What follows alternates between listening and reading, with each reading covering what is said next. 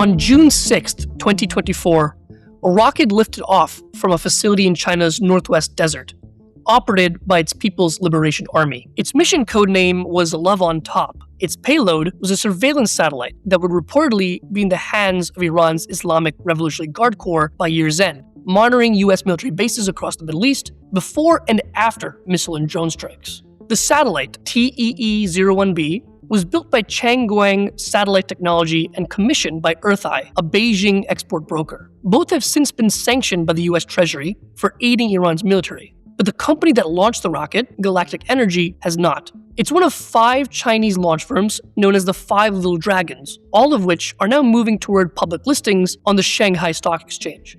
Even as the 5 Little Dragons maintain private, commercial profiles, a Kharon investigation found that they rely on state-controlled launch infrastructure, operate under defense sector regulatory oversight, and hold military production licenses, permitting them to develop and supply defense-related equipment.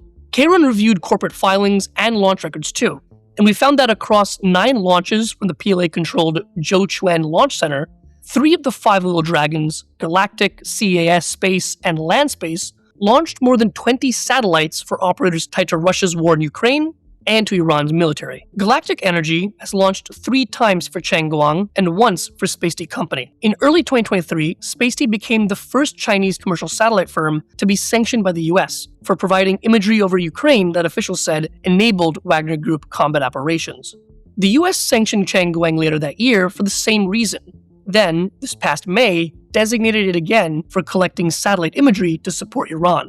In its annual report published in November, the U.S.-China Economic and Security Review Commission noted that Beijing's fast-growing state-backed space sector poses a formidable technological, economic, and geostrategic challenge to the United States.